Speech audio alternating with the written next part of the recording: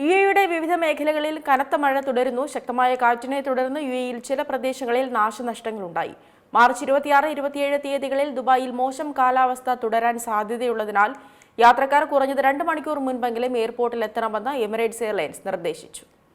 യുഎഇയിൽ നിന്നും വിവിധ മേഖലകളിൽ കനത്ത മഴ ലഭിക്കുകയാണ്. അൽഐനിൽ പരക്കെ മഴ ലഭിച്ചിട്ടുണ്ട്. അബുദാബി മുനിസിപ്പാലിറ്റിയും സിവിൽ ഡിഫൻസും മഴയെ തുടർന്ന് ജാഗ്രതാ നിർദ്ദേശം നൽകി. വേനൽക്കാലത്ത് യുഎഇയിൽ മഴ പതിവുള്ളതാണ്. കടുത്ത ചൂടിനെ തുടർന്ന് താപസംവഹന മേഘങ്ങൾ രൂപപ്പെട്ടതാണ് മഴയ്ക്കു കാരണമെന്ന് അറിയിപ്പിൽ പറയുന്നു.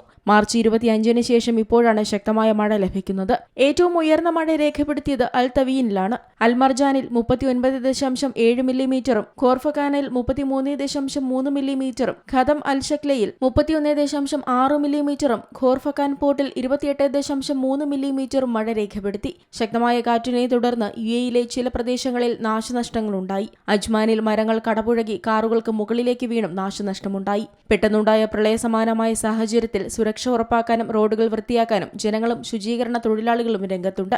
അതേസമയം മാർച്ച് 26-27 തീയതികളിൽ ദുബായിൽ മോശം കാലാവസ്ഥ തുടരാൻ സാധ്യതയുള്ളതിനാൽ യാത്രക്കാർ കുറഞ്ഞത് 2 മണിക്കൂർ മുൻപെങ്കിലും എയർപോർട്ടിൽ എത്തണമെന്ന് എമിറേറ്റ്സ് എയർലൈൻസ് നിർദ്ദേശിച്ചു. അതിനിടെ സുഹൈൽ നക്ഷത്രത്തിന്റെ ഉദയത്തോടെ കൂടുതൽ തണുപ്പുള്ള കാലാവസ്ഥയിലേക്കുള്ള മാറ്റമായാണ് എമിറാത്തികൾ ഇതിനെ കാണുന്നത്. പരമ്പരാഗത വിശ്വാസം അനുസരിച്ച് സുഹൈൽ നക്ഷത്രത്തിന്റെ ഉദയം സുഫ്രിയ എന്നറിയപ്പെടുന്ന 40 ദിവസത്തെ പരിവർത്തന കാലഘട്ടവുമായി ബന്ധപ്പെട്ടിരിക്കുന്നു. ഈ സമയത്ത് കടുത്ത വേനൽ ചൂടിൽ നിന്ന് താപനില ക്രമേണ കുറയുമെന്നാണ് പ്രതീക്ഷ. International desk Zee Malayalam news. ഏറ്റവും പുതിയ വാർത്തകളും വിശേഷങ്ങളും വിരൽ തുമ്പിലറിയാൻ സീ മലയാളം ന്യൂസ് എല്ലാ ഡിജിറ്റൽ പ്ലാറ്റ്ഫോമുകളിലും ലഭ്യം.